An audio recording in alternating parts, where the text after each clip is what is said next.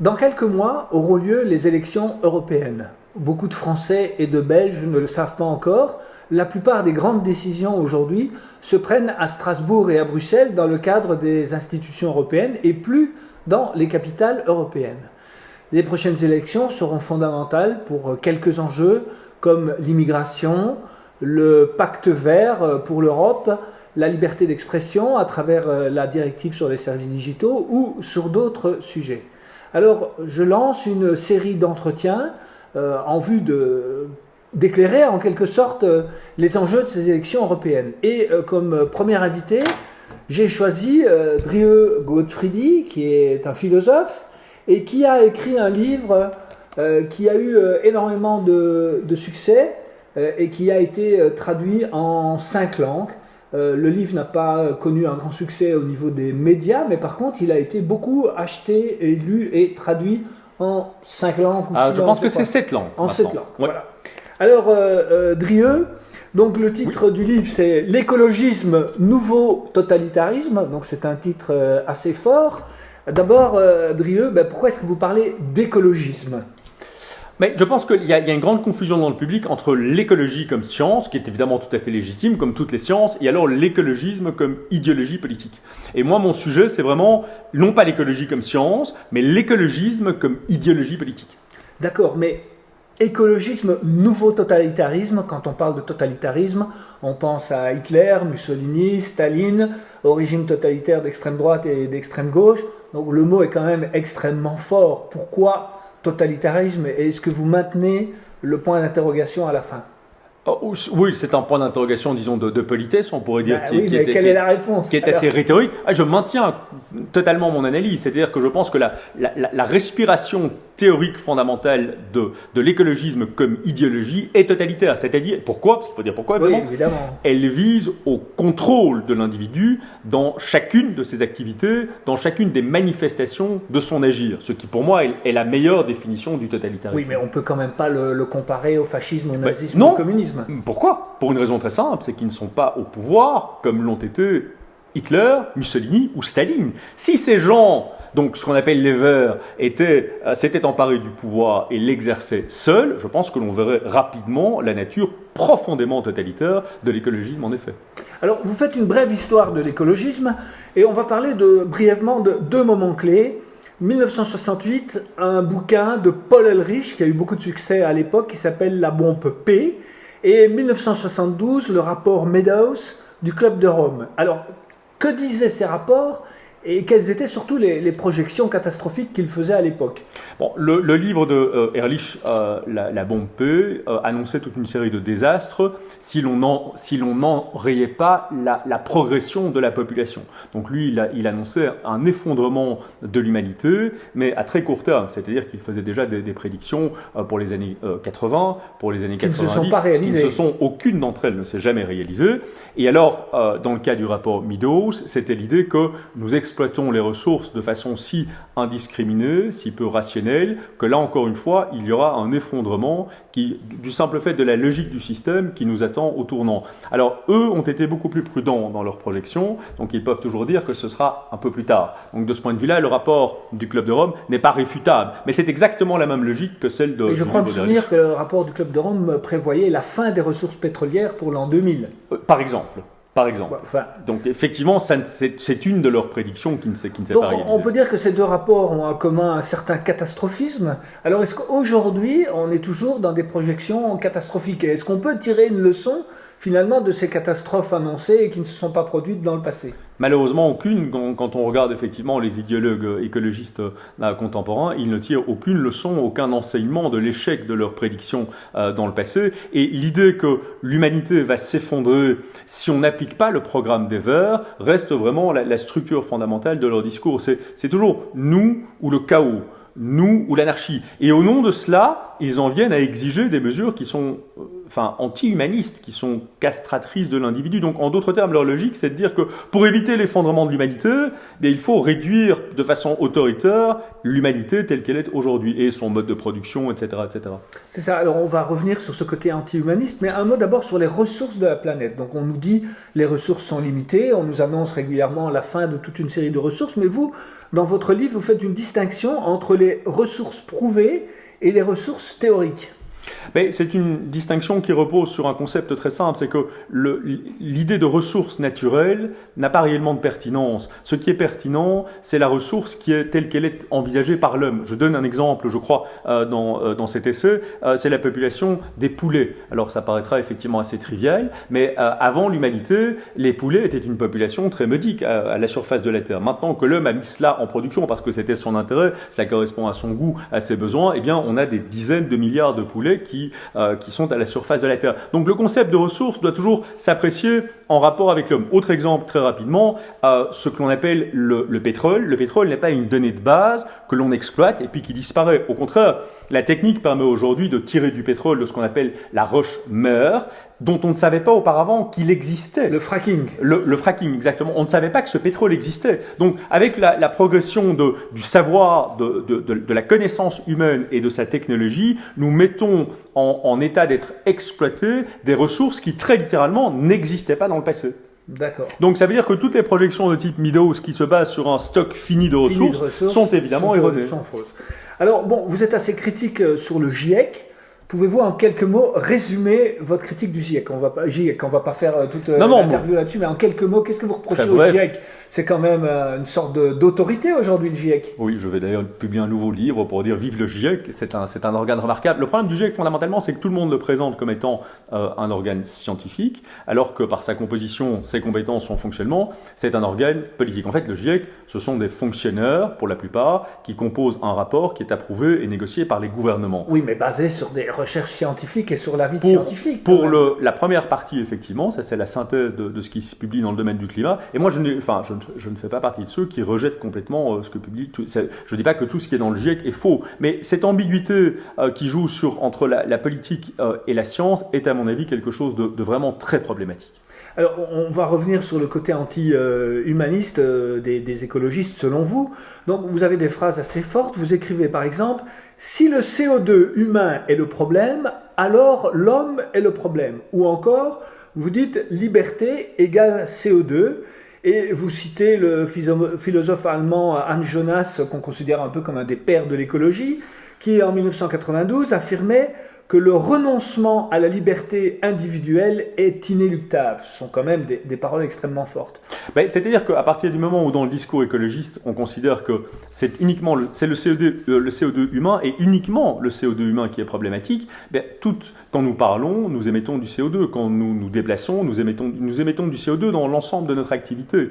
Donc, ce n'est pas simplement l'industrie qui émet du CO2. Ce sont les citoyens. Le fait de faire un enfant, c'est quelque chose que la littérature écologiste contemporaine exècre, parce que ça représente effectivement dans la durée beaucoup d'émissions de CO2. Donc à partir du moment où on considère que le CO2 humain est le problème, ce qui fonde l'ensemble de la démarche écologiste, alors oui, l'homme, forcément, est le problème. Oui, mais quel est le rapport entre le CO2 et la liberté ?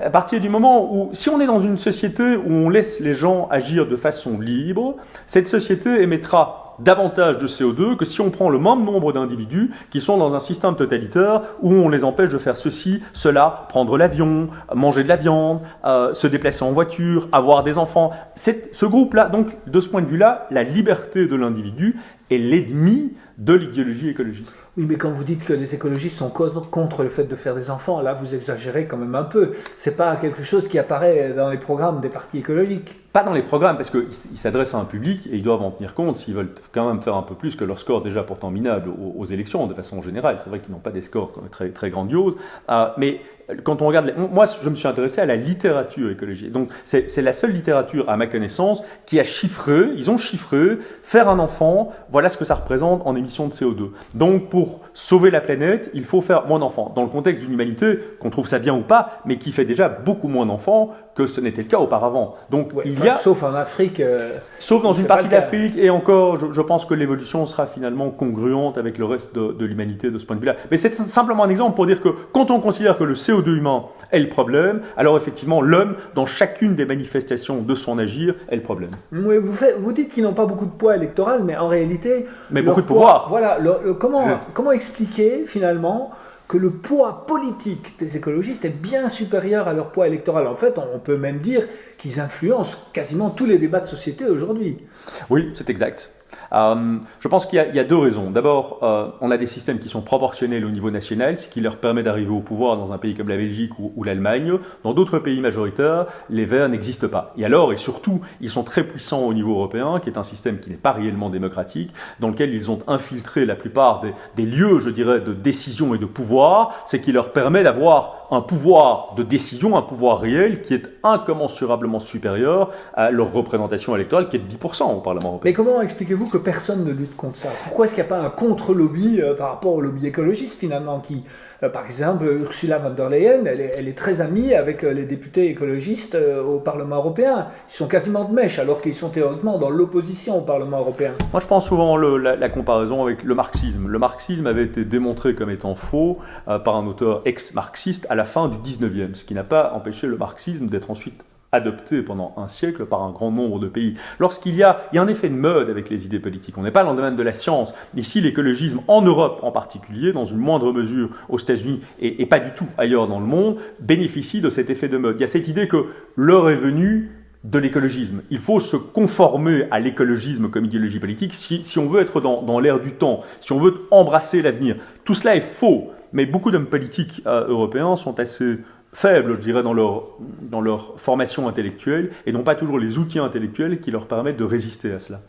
Alors, vous dénoncez l'utilisation des enfants dans les marches pour le climat, dans la propagande des écologistes, le rôle de Greta Thunberg, et vous les comparez, ça m'a fait un peu marrer, au Komsomol.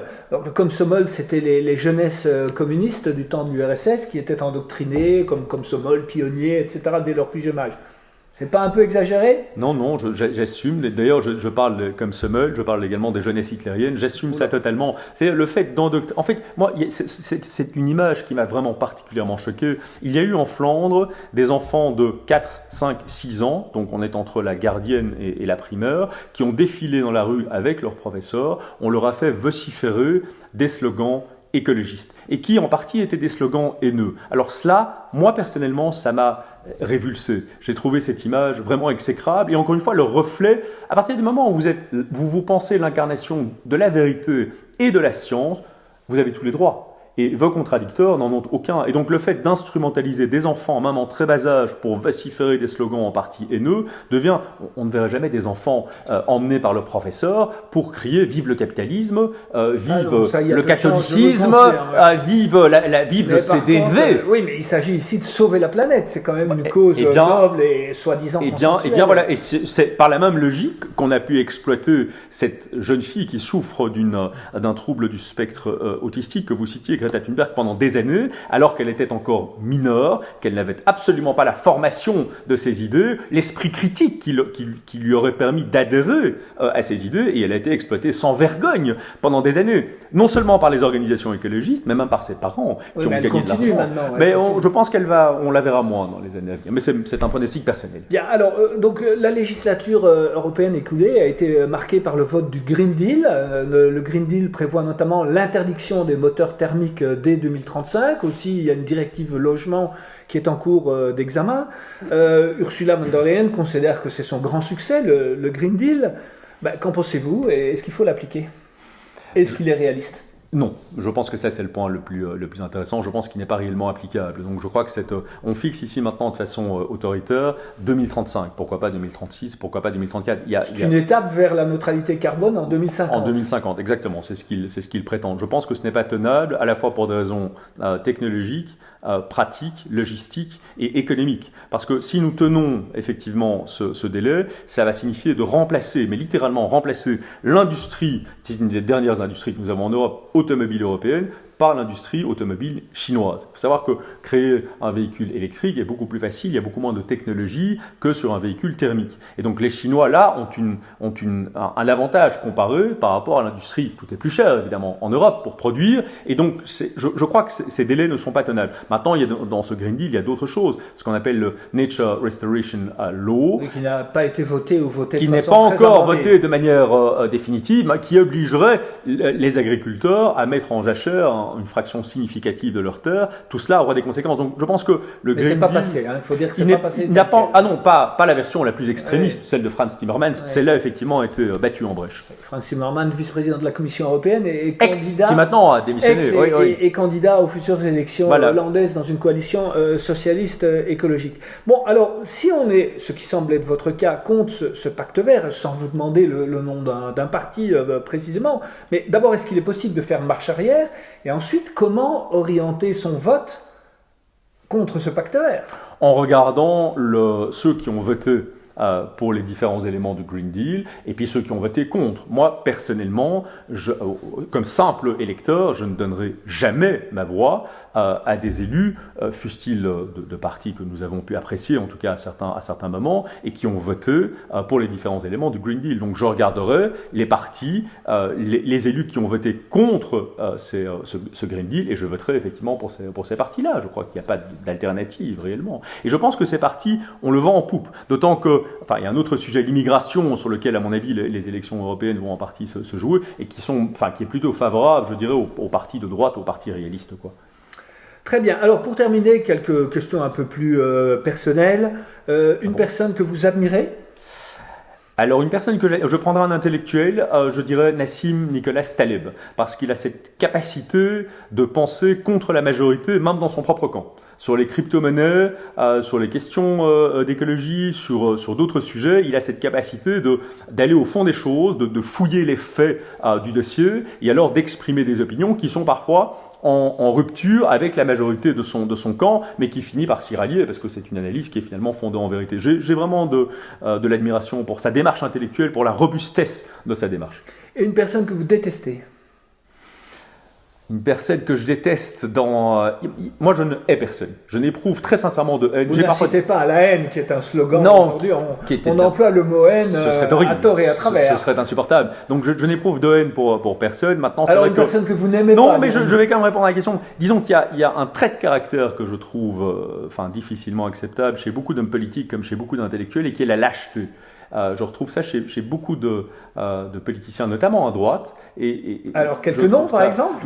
Non, si on regarde, par exemple, dans les élus, puisqu'on parlait du Parlement européen, belge, qui ont voté la plupart des éléments du Green Deal, j'en connais certains personnellement, qui, en privé, sont opposés au Green Deal, mais qui ont voté publiquement. Ça, pour moi, c'est dommage. On ne vous demandera pas les noms cette fois-ci. Non.